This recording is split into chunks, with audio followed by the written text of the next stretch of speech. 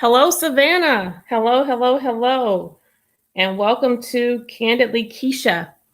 Uh, Another week of updates of the city of Savannah, as well as current events and things that you should know. So, listen, I'm looking at my notes here and trying to bring you up to speed on a few things that I think you should know and should be cognizant of. One of the things that we have decided is to, and as much as we are in an unfair fight at the city of Savannah, we want to make sure that we are letting you know how we can make this a fair fight, right? And we want to make this a fair fight by encouraging you to engage and become a part of the political process. And what that means is, and as much as we've asked you to go to the polls and vote, that's a huge task. It's a monumental task, but how many of you know voting is an honor and a privilege? It's a opportunity for us to repay our ancestors who fought so hard for us to have this right. And for those of you who, if you're not an African American or if you're not a woman, and you've always enjoyed the privilege of voting by way of your lineage, we want you too to pay attention and plug into the political process, because I now know that there are more of you who get it than don't. There are more of you who get that we have to approach our citizenry with equity. We have to approach our local governments, state governments, and national governments with a non-biased mindset, right? And so what that said, what does that look like? What does that look like? That looks like us looking out for the least of us. And that looks like us letting those who have always won that they cannot take all. You can win and you can still have what it is that you work for and what you feel like you deserve. We're just saying that you can't have it all. And so for far too long, the winners have taken way too much in Savannah. And so in 2019, there were a group of local citizens in Savannah who rose up and they said the same thing that I'm saying now, that it's time out for the winners taking all. And it's time to incorporate more equity in the allocation of our resources by way of the city coffers, the city services, our city bonds, right? We want to send a message, a resounding message, that it is now time for us to make this more consistent with everybody winning in Savannah in some regard. Listen, I've said this before. Savannah makes up, let's see, we are a community who boast of being the tourist capital of this region, right? Of the Southeast region. We boast of being the hostess city of the South. Huge tourism industry. I don't know that there's another city that can beat us in cuisine. I mean, we have the finest cuisine probably in the nation. I'm convinced of that. In addition, we generate the most money for Georgia, only second to Atlanta. So that by itself makes us a pretty big deal. Globally, we have one of the largest ports in the nation, the top 3 largest ports in the nation. With all of that resource and all of that good, we still have issues that plague our community where there's an imbalance. There's an imbalance in that equity. There's an imbalance in that lack. And what we want to do is start to shift. We want to start to shift where those pieces are concerned. So here are a couple of updates for you in terms of things that your older woman has been working on. And I'm trying to locate here. It's hard for me to multitask. I think they made some changes here, so we have it here now. Okay, let's go here. What are we doing?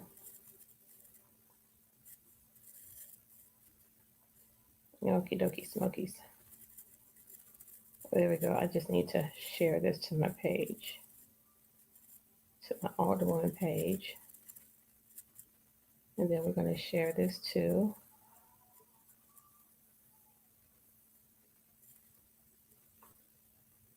I guess we just share it to everybody. Yeah, how about that? Okay, so during the last council meeting, I had an opportunity to represent at least a community of about 35 citizens who are interested in a plastics resolution. This is a group that I have been working, at least one or two representatives from the group I've worked closely with over the last year. This was no particular big deal in that we had an established relationship with the entire group when we had a debate of sorts during their organized meeting where we took a pledge to make sure that Savannah had a period of time, 15, 20 years, to become a clean energy community, right? And so with that, you don't wait until you get to the timeline, the expiration date of the timeline, but what you do is you start to establish goals. You establish goals that will lead you to achieving what you set out to do by the time you reach the deadline, right? And so plastics, recycling, electric cars, charging stations, changing out of light bulbs, community education on all of these pieces, all of this is a part of it, right? And it doesn't take a year, even in a pandemic, to start the process and to get that done. Well, I sat there during that community meeting and during those presentations by various candidates as well as the incumbents. And I heard them speak, and I'm a forecaster, but I also ascribe to the notion that past behavior dictates future decision making, right? And so I saw a council being indicted, and that this was their fourth year. They were up for re-election, and they had the audacity to show up at these people's meeting, having never given consideration to anything that they were talking about with regard to conservation or environmental issues. There was no real serious interest. There was no political will to get anything done. And so while at this meeting, as I had several other meetings, from meeting with individuals who were interested in crime issues, meeting with individuals who were interested in issues related to poverty, housing, economic advancement, support for small and marginalized businesses, I was inclined to do there what I had done for them. Because you see, at the end of the day, the interest of Savannians is my interest. I am interested in what our taxpayers are interested in. I am interested in what's going to move the needle and bring us closer to enjoying a community free of crime, a community of harmony, a community where we as citizens of Savannah love Savannah in as much as our tourists and our visitors love Savannah. A community that offers as much benefits to her citizens and her residents as much as she offers developers and contractors. Yeah. It was easy for me to ascribe to that, you see, because for in excess of 20 plus years, I worked for the underdogs. I worked for those people who were of the least, the lost, the left out, and the last, right? You don't just change teams very easily, which is why the tagline for my campaign was "not for sale." That meant that I was not interested in what they were trying to offer me. I don't need a ride in a private jet. I've done the Chatham Club. It doesn't excite me. I don't need a boat ride. I don't need a account at any of your big wig Mercedes or BMW dealerships. I don't need a renovation on my home that I myself and my husband cannot afford. You know, at this juncture, it's proven to me that we didn't even need his job, right? For full disclosure, my husband worked at the Savannah College of Art and Design in excess of 20 years. Yes. And since my time on council, that position was threatened. Yeah, the message came to me where the mayor and Tabitha Odell had a conversation about my actions on council and how I should be careful if my husband wanted to keep his job at SCAD. Yeah. That happened. Oh, and if you want to dispute it, Tabitha or Van, if you want to dispute it, I have the receipts. I have the witnesses. So yeah, try it. Needless to say, fortunately for us, my husband is no longer an employee of the Savannah College of Art and Design. And it's not as a result of what their threats were. That just signaled that it was time for him to do what he is best at. And now we have the opportunity to invest in our community here in Savannah, in the young boys and men who really need his support and help. And so with that said, I don't intend to continue to throw the resources of my family on a sword. Most of you know that I lost my career at the Rape Crisis Center because I stood up, spoke up, and spoke out against the atrocities that were done here in our criminal justice system. And quite frankly, because of the deficits and the deficiency where the city was involved, and that they did not assure that their residents, their citizens who experienced the most egregious crime was being taken care of adequately.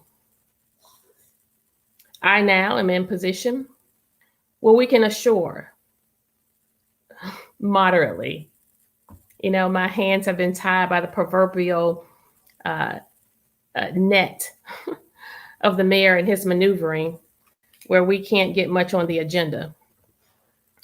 Going back to the agenda and what I was trying to do for those citizens of individuals who were advocating for a plastics resolution. They work hard on this. It's not easy doing the research, checking out communities who have best practices, putting the language together that would speak to what our city could essentially do, where the issue related to saving our environment is concerned. I attempted during the meeting. I love receipts. I love receipts. I love recordings. You could go back and look at the last meeting. I petitioned the mayor for my voice to be heard so that I could ask that the plastics resolution be considered, anti-plastics, that is. And he ignored me. And it was intentional because, you know, behind the scenes, I had already sent an email to every single council member of every single district in Savannah, including the city attorney, the city clerk, the assistant city manager, the city manager, as well as the city manager's assistant. And guess what else? I also included all of those activists and advocates who were pushing for this resolution and who were tired of asking. And guess what happened? The mayor ignored my voice. And the city manager lied. But the beauty of all of that is the citizens of Savannah saw it. And so you people, you now have a choice, my dear friends. You have a choice because now you see that I am one vote and one voice. But if that vote and that voice is stagnated by the manipulation and the maneuvering of a process and of a mayor who essentially doesn't have the political will and whose only desire is to string people along. And so I said at the beginning of this year that it's shots fired season. We can no longer play patty cake. No longer will I be held to a higher standard as a woman to go along to get along. Because I am convinced that if I were male, this would not be happening to this post one position. I said all along that we did not come here to play the game. We came here to change the game. You know, playing the game is when you offer a trade-off for something else, right? Playing the game is when you scratch my back, I'll scratch yours. Playing the game is if you give a little here, I'll give a little there. Here's the problem with that. The problem with that is the only interest I have and the only thing that I fight for are those things and those people who are consistent with being deficient in areas where there's already lack. If I'm fighting for poor people, if I'm fighting for individuals who don't have housing, what do I have to trade off? If I'm fighting for individuals who work within the hospitality industry who are not making a livable wage, what do I have to trade off? How do I network on behalf of individuals who are not being adequately represented as a small and marginalized business? Like, really? So when you decide not to get caught up in somebody's insanity, when you decide not to go down that rabbit hole, and so here's what I have to remind you all of. You sent an advocate to City Hall. You sent an experienced advocate to City Hall. You sent an advocate who has been working on behalf of abused women in excess of 20 years. That's who you sent to City Hall. So my radars and my spidey senses are always like pinging when behaviors are reminiscent to the actions of an abuser. You see, because what an abuser does is he fishes for his victim. And this is quite sensitive right now. But many women of domestic violence oftentimes find themselves in broken relationship after broken relationship after abuse relationships. That's generally what happens. There is something that an abuser can identify in that woman that magnifies that attraction until she's able to recognize it and then break away. That's a whole nother segment. I'll have to have my dear friend Karen Alston on here to talk to us about domestic violence and the cycles and the psychology of such when it comes to victimization. But what we recognize as advocates in domestic violence is that there's what we call a cycle of violence, right? It's like you have the relationship, everything's going well, something happens, the verbal abuse starts, it gets worse, the emotional abuse starts, it gets worse, and then that's a prelude to making the physical abuse a little bit easier, right? It starts with you getting jacked up, maybe having your face grabbed, maybe being smacked, right? And then it gradually escalates to a punch, to a kick, right? You get pushed down. And then the profuse apologies come, right? But in the profuse apologies, there's a part of that abuser who tries to make it appear as if what is happening is your fault. And in making it appear as if it's your fault, it makes it easier for them to enter into what we call a honeymoon phase. And in that honeymoon phase, you get the apologies. You may get some flowers at work, some candy, piece of jewelry. The good ones even will buy you a car, let you go and use a credit card, whatever that honeymoon phase looks like, right? And God forbid if you make them mad again. God forbid if you make them mad again. And then that cycle just starts all over again. And then that survivor meets an advocate named Kesha Gibson-Carter, who empowers her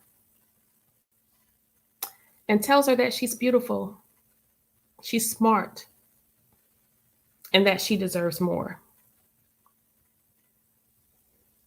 And inch by inch, ounce by ounce, she starts to become empowered. And she decides to break away. Didn't happen every time. Some of them decided to stay. But even those who decided to stay drew a line in the sand. And so that's where I am, Savannah. I'm not going to break away. I'm not going to break away. I'm going to stay. And I've drawn a line in the sand. And I'm going to tell you that I cannot do this without you. So, for my activists, my advocates,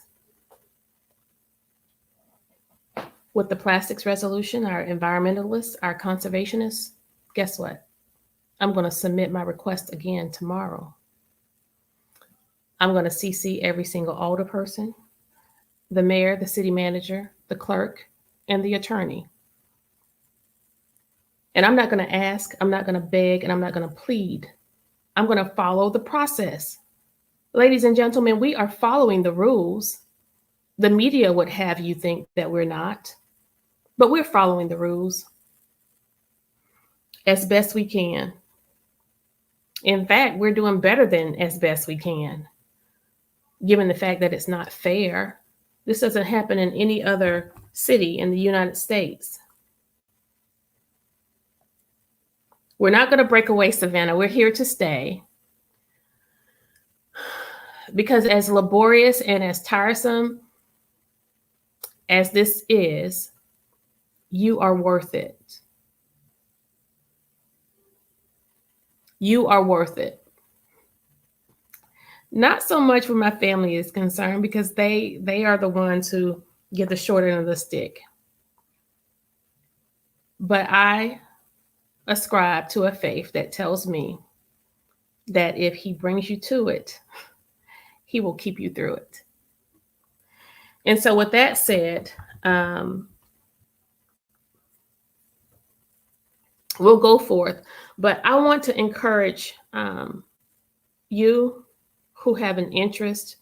If you live in this city, if there's something that you desire, if you voted in this slate of elected officials and you want something done in your community, just as the residents of the West Side, God bless them. They too mobilized, engaged, got active. Now, the disservice by way of this administration is we ask you all to go to the polls and vote for us. We ask you to go back to the polls on December 3rd and vote again. Not only did you vote in November of 2019, but you voted in December of 2019 in record numbers. Chatham County is on the map. The citizens of Savannah are serious about their municipal government. The citizens of Chatham County are serious about their municipal government. And so I know you are not, but I have to say this. I don't want you to get weary in doing well by way of your vote. But I have to say it because there are some people who feel like, well, what good was it for me to vote for these people and have nothing come out of it? Well, that's what people would have you think and want you to think. But we want you to know that your vote was not in vain, but it's just a part of the process. And you know what? At this juncture, we now know that it comes down to the luck of the draw. Because who knew? Who knew? What is the saying? You can't judge a book by its cover, and don't let the looks fool you. Well, listen, you have a supermajority progressive, aggressive. No, you have a majority progressive council. By all accounts, the last time I checked, we all were Democrats. Not that that matters where your road services, your trash services, your crime, the poverty. Yeah, you know, municipal government shouldn't even be affiliated with parties, right? Who gives a hill of beans about that? I don't. I'm not a politician. I'm not an elected official. I'm a public servant and an elected servant. That's what's wrong with the current people now. They got let this official go to their head.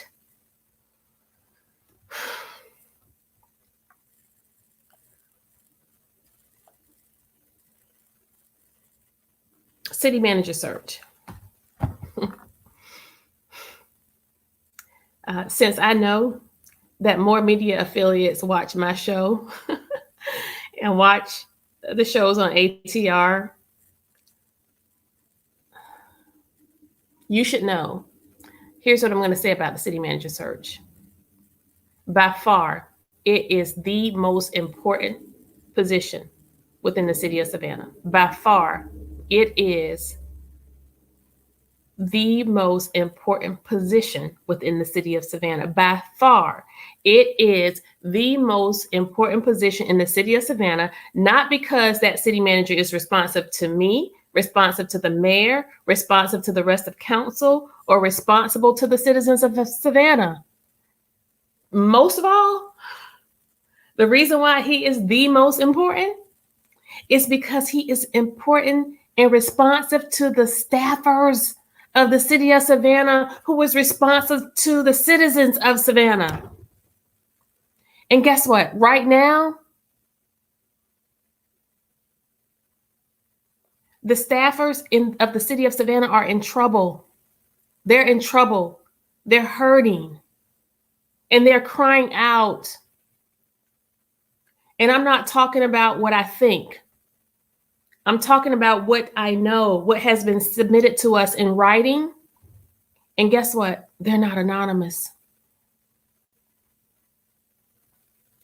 From sanitation to city services for our community, to code enforcement and the police department. I am even HR. I am hard pressed to name one department where we have not received a staff complaint. Now, as a manager, as a former executive who managed people, I get it. We can be difficult. But when we are difficult, oftentimes we're pushing our people to be their best and do their best. But when you have citizens who are bypassing their supervisors, who are bypassing the HR department, who are bypassing the city manager's department, the city manager, and coming straight to city council, no, that's beyond the pale. As an executive, I can truly say, and all of the things that anybody can say about Kesha Gibson-Carter and all the people who've ever worked for me, yeah, I pushed. I was a taskmaster. Because I recognized that the people who I employed were only getting paid because of somebody else's hurt and pain. For nearly 3 decades, I worked with homeless families, seniors who are nutrition insecure, youth who are members of gangs, homeless families with children. You don't have the right to check out on their watch. Yeah. So I pushed, I drove hard. I was really good at what I did, but never once in my 2-decade plus career, and you can take this to the bank, never once, ever once, never did a staff person make a report to my board of directors that I was not fair to them, or that I treated them indifferently, or that I was mean to them. No. Was it always a bed of roses? No. Did we always agree? No. But what I did do, I listened, I reasoned, I fostered an environment where we agreed to disagree. We parted ways peacefully, where that person knew that I was being fair to them and allowed them to do their jobs. And we went on. That's all I'm asking for the city of Savannah. For two interim city managers, Pat Monahan and Michael Brown, they have ignored our request for an external review for our city staff so that a new city manager doesn't have to walk into this landmine. It's fallen on deaf ears time and time again. You'll have to tune in next week for what I have to say about this city manager search. And at this juncture, all I have to say is the outlook is not good. It's not good. I don't know that we have the political will to seriously and sincerely engage in a city manager search that's going to truly serve the people. In fact, the fact that we had no choice in the firm that's currently doing the search. We had no choice, just like we had no choice in the current city manager. Van Johnson essentially presented Michael Brown to us. Michael Brown presented this search firm to us. And so you see, in our quest to go along, to get along, and as much as you all think we may raise hell and raise a ruckus, we let a lot of stuff go. We let a lot go just to keep the peace.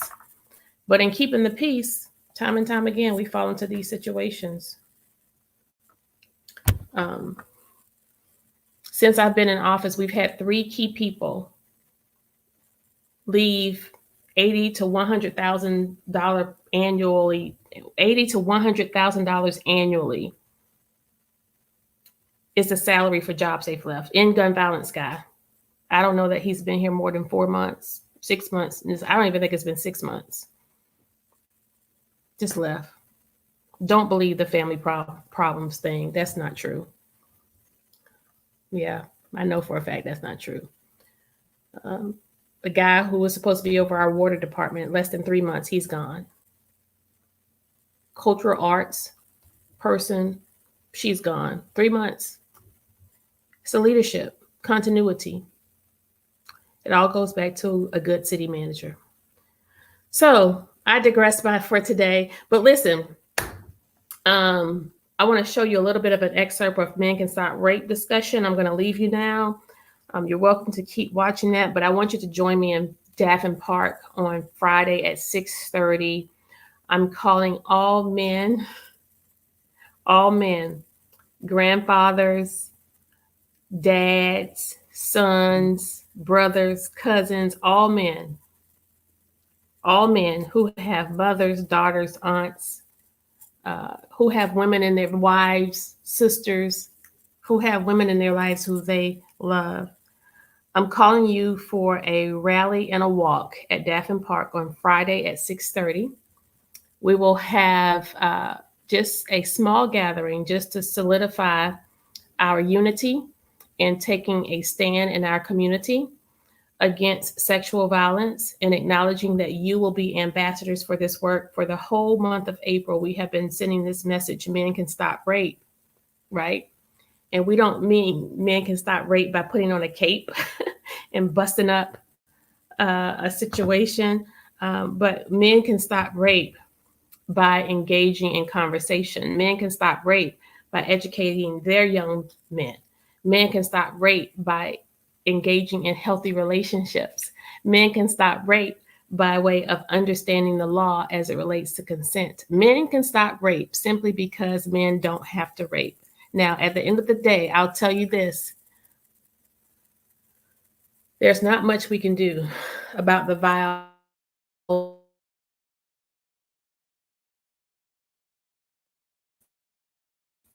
we can do by way of the average man in our community. And that starts with prevention education. And so for years, while I have worked tirelessly to advocate for women who were abused in this situation, it's the most painful work ever, I'll tell you that. I'm now taking great joy and pride in preventing it, because you see, if you never have to deal with that survivor who says she's been raped, my child has been molested, or that male who has been sodomized, that's the greater benefit. And so what we want to do is just join in solidarity, collectively, one unified voice, small gatherings, small social distance, of course, but we will have information on our Facebook page related to how you can purchase one of the t-shirts, and all of the expenses related to the shirts and the mask are directly covering the cost of essentially the shirt and the labor to make the shirt. So we're not making any money off of it. In fact, I'm not even connected to the financial piece of it.